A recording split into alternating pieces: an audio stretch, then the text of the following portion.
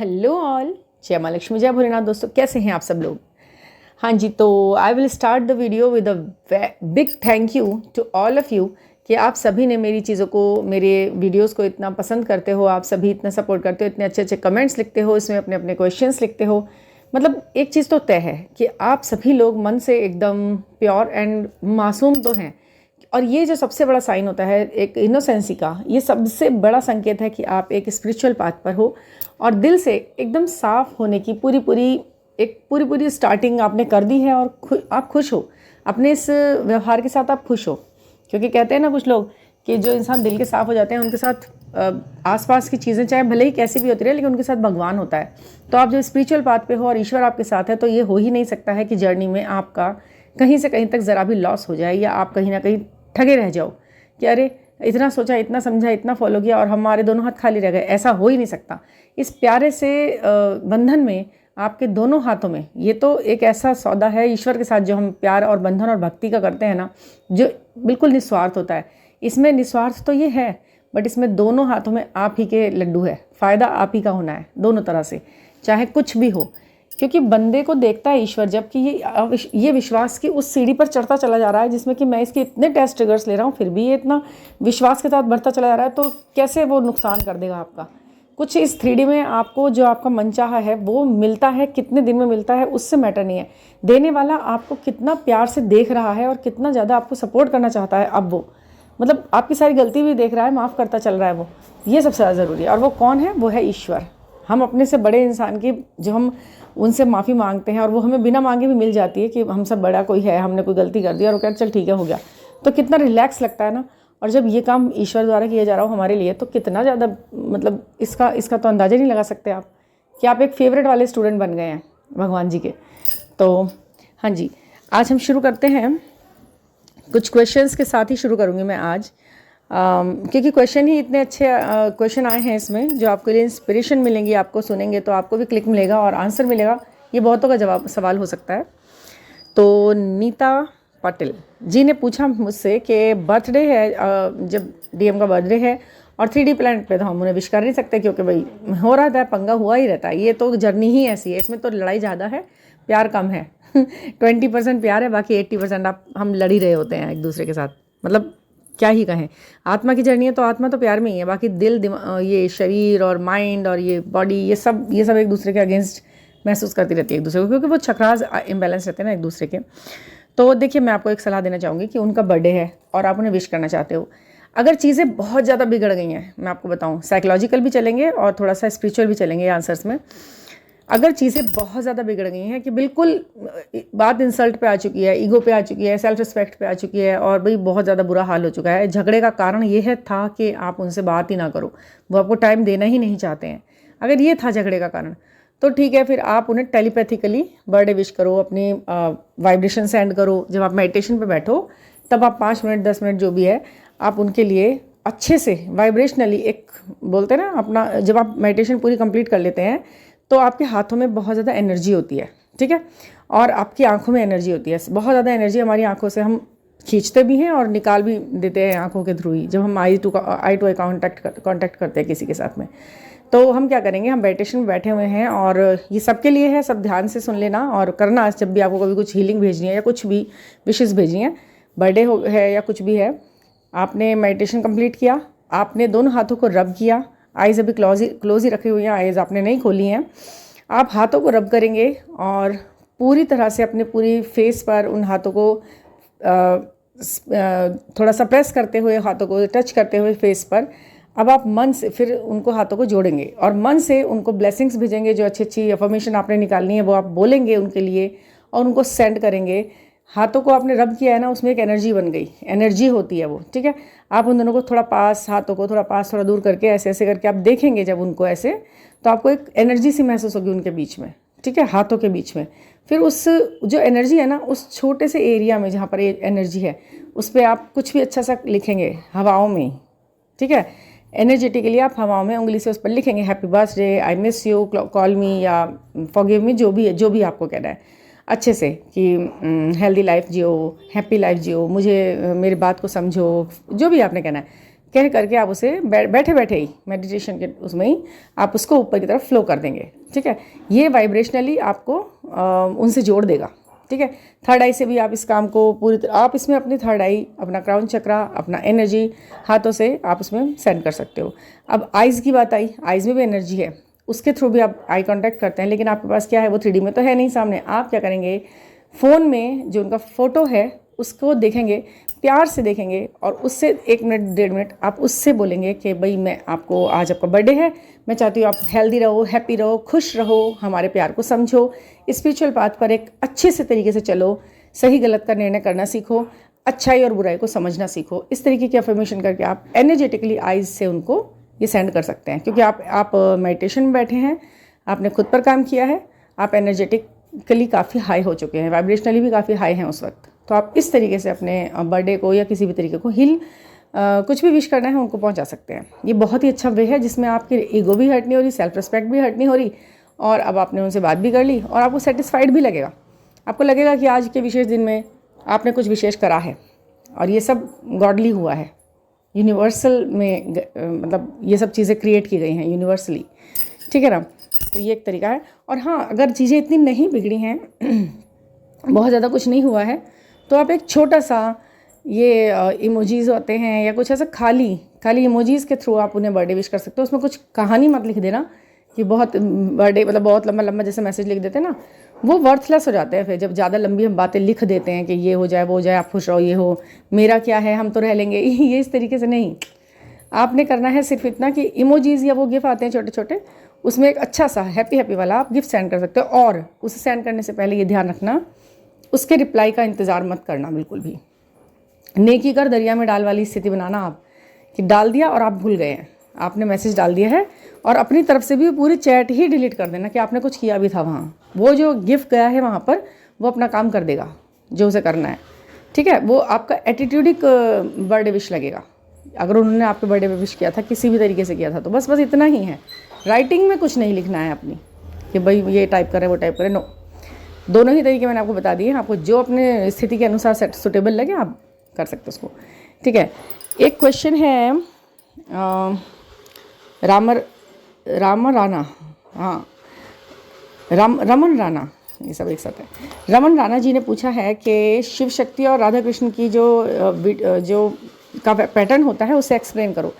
तो explained video तो मैंने पहले एक बार बना चुकी हूँ, थोड़ा सा यहाँ पर मैं आपको ये बता देती हूँ कि राधा कृष्ण और शिव शक्ति की जर्नी की जो एक तरीका है, पैटर्न मानते हैं हम इसको, कि इस जर्नी के 2 ही पैटर्न हैं।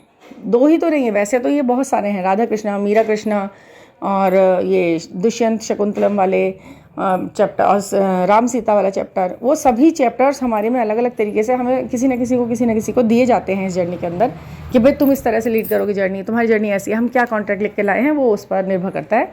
बाकी इन दोनों में अगर आप देखें तो ये होता है कि जब आप इस जर्नी में होते हो, शिव जी से जब तक आप, इससे पहले आप शिव से शायद कनेक्ट हो या ना हो, लेकिन जर्नी में आने के बाद आप शिव से कनेक्ट हो जाते हो बहुत ज़्यादा।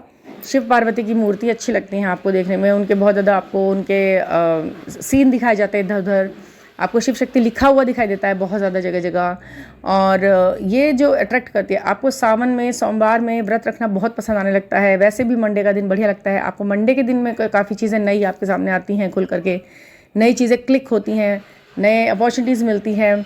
तो ये सब चीज़ें हैं, और आपका कहीं ना कहीं ये बनता है कि आपकी मैरिज के जो है ना चांसेस बनते रहते हैं, चाहे वो बहुत टाइम दिखा रहे हो आपस में होने में कि ये तो बड़ा टाइम लगेगा इस बात में तो, बट वो कहीं ना कहीं हो जाता है, वो मैरिज तक जाने की संभावनाएं ज़्यादा होती हैं शिव शक्ति योग वाली यात्रा में। ठीक है, राधा कृष्ण वाली में ये होता है कि आप दोनों एक दूसरे से प्यार करते हो, आप शादी से पहले से एक दूसरे को कई बार जानते हो, क्योंकि शिव शक्ति वाले में आप ज़्यादातर मैरिज के बाद ही एक दूसरे से मिलते हो, कहीं ना कहीं अलग अलग सर्कमस्टेंसेस में मिलते हो, है ना। और राधा कृष्ण वाली में आप शादी से पहले एक दूसरे को जानते होते हो, आप काफ़ी मतलब एक दूसरे में इन्वॉल्व तो होते हो, बट वही है कि आप कहीं ना कहीं बैक ऑफ द माइंड आपकी चलता रहता है कि शादी शायद मुश्किल है हो पाना। दोनों के दिमाग में कहीं ना कहीं ये चलता रहता है, कहीं ना कहीं एक्सेप्ट भी किए रखते हो इस बात को आप मन ही मन में। राधा कृष्ण की मूर्तियाँ बहुत दिखाई देती हैं, वही वाली बात है, और उन्हीं के नाम दिखना, उनका बार बार ब्लेसिंग्स दिखना, राधा कृष्ण की तरफ ज़्यादा अट्रैक्ट होना, उनके भजन, उनके गानों में आपका बहुत ज़्यादा इंटरेस्ट आना, ये सभी चीज़ें आपको बहुत ज़्यादा होती हैं। और इसमें ऐसा होता है कि फ़िज़िकल प्लेन पे आपका दोनों का मिलना एज अ मैरिड कपल थोड़ा सा मुश्किल लगता है। मतलब ऐसा तो ये है ही कि जर्नी में शादी होना बहुत मुश्किल है, बट इस वाली जो ये वाली यात्रा होती है ना राधा कृष्ण वाली, आप आत्मा द्वारा तो दोनों ही तरीके के उसमें आप साथ होते हो, चाहे आप शिव शक्ति में हो चाहे आप राधा कृष्ण में हो। मगर राधा कृष्ण वाले में आप एवर लास्टिंग लव की तरह एक दूसरे को फील करते हो। शादी भले अलग अलग हो जाती है आप लोगों की, बट वो एवर लास्टिंग लव यानी till the end of the life आपका लव हमेशा आपके दिल में रहता है, कंटिन्यू रहता है। और आप मिलते भी रहते हो बीच बीच में, बड़े बड़े ब्रेक्स के बाद फिर मिलते हो, 8 साल बाद फिर मिले आज, है ना, 10 साल बाद फिर आप आज आपको उनका फ़ोन नंबर दिख गया, आप फेसबुक में एक दूसरे को दिख गए हो। और प्यार कहीं कम नहीं होता है ज़रा सा भी। वो वाला प्यार जो आप उनसे करते हो वो आपसे करते हो, वो कहीं और किसी के साथ नहीं हो पा रहा आपका। भले ही आपकी मैरिड लाइफ बिल्कुल सही चल रही है, आपको सोलमेट आपको मिल चुका है, आप अपनी हैप्पी मैरिड लाइफ जी रहे हो, बच्चे हैं, सब ठीक है। ये होता है अंतर थोड़ा सा दोनों तरह की उसमें। नीतू शर्मा जी का क्वेश्चन है कि क्या जॉब करना बहुत ज़रूरी है। देखिए, सवाल तो इतने अच्छे हैं कि हर किसी एक सवाल पे एक लंबी वीडियो बन सकती है, बट मैं छोटे छोटे उसमें आंसर दूंगी और आप समझ जाएंगे। लेकिन देखिए, नीतू शर्मा जी ने बोला कि जॉब करना ज़रूरी है क्या डीएफ्स का उनके लेवल पर आने के लिए। तो ये एक ऐसा सवाल है जो सबके दिमाग में आता है, उन हाउस वाइफ्स के दिमाग में आता है कि भाई मैं तो नहीं करती जॉब, तो क्या मेरा यूनियन कुछ होगा या नहीं, या मैं लेवल ऊपर उठ पाएगा या मेरा नहीं।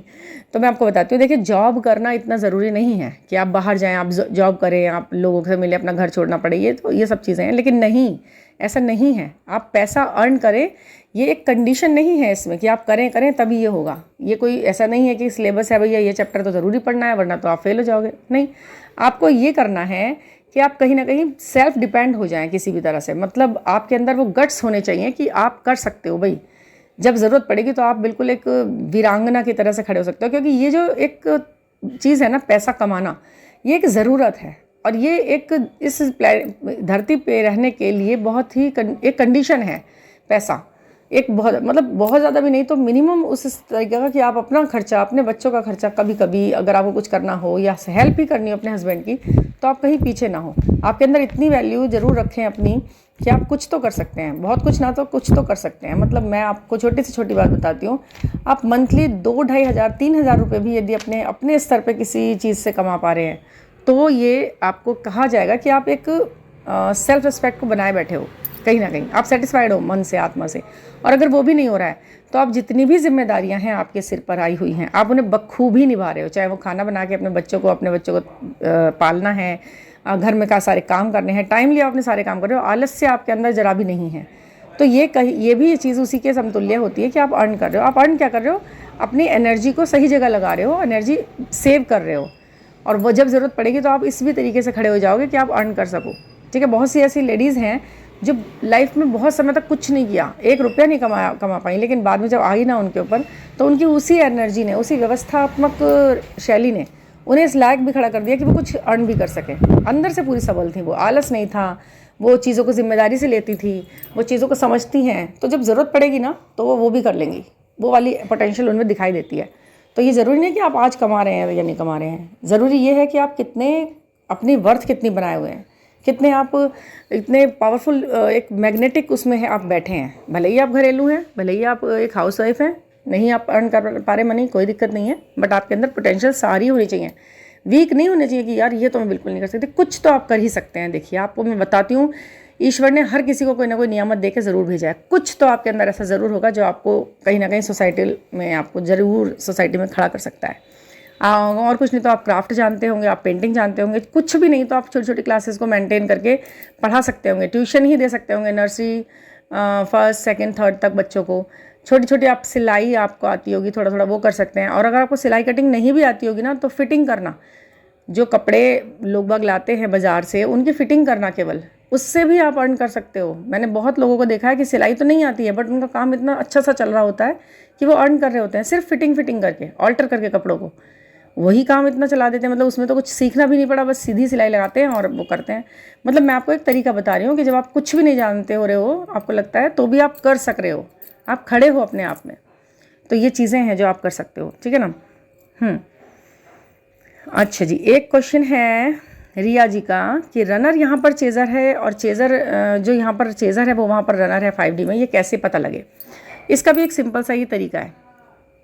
जो यहाँ रनर है, ठीक है, और आप उसके पीछे चेज़ कर रहे हो, आप परेशान हो उसे, वो कैसे आए माय गॉड। तो क्या होता है ना कि आपको ऐसे साइन दिखा दिए जा रहे होते हैं बार बार मतलब कंटिन्यूसली आपको लव के, यूनियन के, रीयूनियन के, प्यार के, feather, heart, infinite sign, mirror numbers, angel numbers, इतनी भरमार दिखाई दे रही होती है आपको। और वो यहाँ पर चाहे थर्ड पार्टी में लगा पड़ा है आपका डीएम, फिर भी आपको दिख रहा है और आपकी सोल कह रही है कि यही है मेरा डीएम, यही है। सारे साइन, सिंबल, नेम, सिंक्रोनिसिटी, सब कुछ आपका ग्रोथ वगैरह सब कुछ उससे हुआ पड़ा है। और आप उसके अलावा किसी और के बारे में सोचना भी नामुमकिन है, 1% भी किसी और की गुंजाइश नहीं है आपकी ज़िंदगी और आपके दिल में। तो आप बिल्कुल ये समझें। और हाँ, एक बात ज़रूर कहूँगी, कुछ लोगों को ना बहुत जल्दी प्यार होता है और नहीं होता है, तो वो लोग ये भी सोच लेते हैं कि मेरे को यही इस समय इससे प्यार है तो शायद यही है।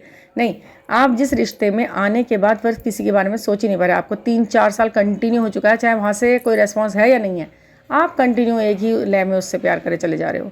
तो और सारे साइन सिंबल्स भी दिख रहे हैं, पूरी तरह से आप पूरी तरह जुड़े हुए भी, आपका ग्रोथ भी हो रहा है, आपको जान भी, सब कुछ हो रहा है। तो आप मान जाइए कि यही शिव शक्ति आपकी, मतलब यही आपकी वो यात्रा है जिसमें आप स्पिरिचुअल है जर्नी में हैं आप। और यहाँ रनर है और वहाँ चेज़र है, और वहाँ चेज़र और यहाँ जो भी है, ये चीज़ आपको दिखाई जा रही है। यहाँ वो भाग भी रहा है तो भी लव साइन दिख रहे हैं, यहाँ वो भाग भी रहा है तो भी आपको हार्ट शेप दिख रहे हैं, शादी की चीज़ें दिखाई दे रही हैं एक दूसरे के साथ। तो समझ जाइए कि ये वहाँ पर चेज़ कर रहा है मुझको। मैं यहाँ पर ज़रूर कर रही हूँ, लेकिन वहाँ पर वो बड़ा मेरे को पैम्पर करे हुए है, मैं बड़ी खुश हूँ वहाँ। तो वहाँ वाली आप खुश हैं तो यहाँ वाली आप दुखी क्यों हैं भाई? आपको यहाँ भी खुश होना है। सोचो कि चल बेटा भाग ले, मैं वहाँ पे तू मेरे पीछे भाग रहा है, कोई बात नहीं। आप यहाँ पर अपने आप को इस जगह पर जान रहे हो ना, वहाँ पर जो आप अपने आप को जानते हो वो बड़ी खुश है, बड़ी हैप्पी है वो तो बड़ी आराम से पॉपकॉर्न खा रहे, टेलीविज़न देखते हुए, फिल्म देखते हुए, वो बड़ी खुश है। तो बस यही सोच रखें अपने साथ, तो आप यहाँ पे भी वही हो जाएंगे। तो आप वहाँ की चीज़ यहाँ भी आप पैदा कर लेंगे, मना लेंगे, उसे ले आएंगे, उतार लाएंगे उसे ज़मीन पर, 5th डायमेंशंस की सच्चाई को, ठीक है ना। और एक क्वेश्चन और है, मैं इसको थर्ड पार्टी के साथ वो हैप्पी हैं और फेसबुक पे फ़ोटो लगाना है और मुझे तो ब्लॉक रखा है, ऐसा इन्होंने लिखा है। नाम नहीं है, यूज़र नेम नहीं है, यूज़र नेम करके लिखा हुआ है। तो देखिए, आप वही बात आ गई ना, थर्ड पार्टी के साथ 3D में खुश हैं वो, लेकिन आप उनकी फ़र्स्ट प्रायोरिटी हैं, उनके सोल की फ़र्स्ट प्रायोरिटी हैं। आप उनकी सोल आप ही के लिए है। अगर वो सारे साइन आपको पूरे हो रहे हैं, आप सब चीज़ देख रहे हो, आपकी सोल उनके अलावा कुछ और सोच ही नहीं पा रही है, आपकी ग्रोथ वगैरह सब हो रहा है, तो भी वो आपको ऐसे ब्लॉक कर रहे हैं, अलग ट्रीटिंग कर रहे हैं आपके साथ। और वैसे वो प्ले बॉय टाइप है और आपके साथ ही ऐसे हैं, तो समझ जाइए आप कि ये इंसान घपले में है। इसे कुछ समझ नहीं आ रहा है। और ये जो है यहाँ पर ये यही उटपटांग हरकतें करता रहेगा, क्योंकि इसके चक्रास बड़े डिसबैलेंस हैं, लोअर चक्रास से डील कर रहा है। मतलब एक ह्यूमनस वे में ले जाइए इन डीएम्स को। अगर इनकी बेवकूफ़ियाँ हैं ना, तो इन्हें वाकई में छोटा बच्चा समझ लीजिए अपने आगे, चाहे ये आपसे 6 साल बड़े हो उम्र में। बिल्कुल आप ये सोचें कि ये तो छोटे बच्चे से, आप छोटे बच्चे के साथ करते हैं ना, कैसे करते हैं आप बताइए। जब आप 12th में होते हैं और कोई बच्चा 5th 6th क्लास का बच्चा आपके साथ मासूमियत से कुछ ऐसे सवाल पूछता है कि दीदी ये क्या है या जो भी है, तो आप क्या करते हैं उसके साथ? आप उसे डांटते हैं? नहीं ना, आप हंसते हैं, आप उसे सवाल का जवाब देते हैं। आप सोचते हैं जब ये कभी आएगा ना 12th में, तब इसके पास सारे जवाब होंगे, लेकिन आज मैं दे देती हूँ। तो इसी तरह ट्रीट करें आप हर्ट ना हो। एक छोटे बच्चे की किसी बात से हर्ट हो सकते हैं क्या आप? तो माइंडली वो आपका जो डीएम है वो छोटे बच्चे की तरह रिएक्ट कर रहा है। भाई आप आगे हो गए हो, वो छोटा है, वो वहाँ से ब्लॉक कर रहा है, यहाँ से ब्लॉक कर रहा है, ये उटपटांग बच्चों वाली बचकानी हरकतें कर रहा है, वो ब्लॉक। आप आगे आ चुके हो, ब्लॉक कुछ नहीं है आपकी लाइफ में। आप एक मैच्योर्ड सोल हो, उसे भी मैच्योरिटी का लेवल टच करने दीजिए, ठीक है ना। तो लगता है मुझे आज आपको काफ़ी सवालों के जवाब मिले होंगे, और थैंक यू आपके कमेंट्स लिखने के लिए, सवाल पूछने के लिए। आज का तो पूरा ये Q&A में चला गया, लेकिन कोई बात नहीं, इसमें काफ़ी वैल्यूएबल मैंने बातें आपके साथ शेयर की हैं। आपको अच्छी लगें तो प्लीज़ लाइक सब्सक्राइब जल्दी कीजिए, करवाइए, है ना, चैनल, ताकि वो आगे पहुँचे और वैल्यूएबल चीज़ें हैं, आपको सब कुछ पता भी चले। और फिर भी आपको कुछ पूछना है या कुछ भी रीडिंग लेनी है, सेशन बुक करना है, कोई भी क्लिक लेना है, तो 9410671874 पर आप मुझसे कॉन्टैक्ट कर सकते हैं और हम 1-to-1 बात करेंगे और क्लिक मिलेगा आपको नई चीज़ों के लिए, ठीक है ना। तो थैंक यू फॉर लिसनिंग।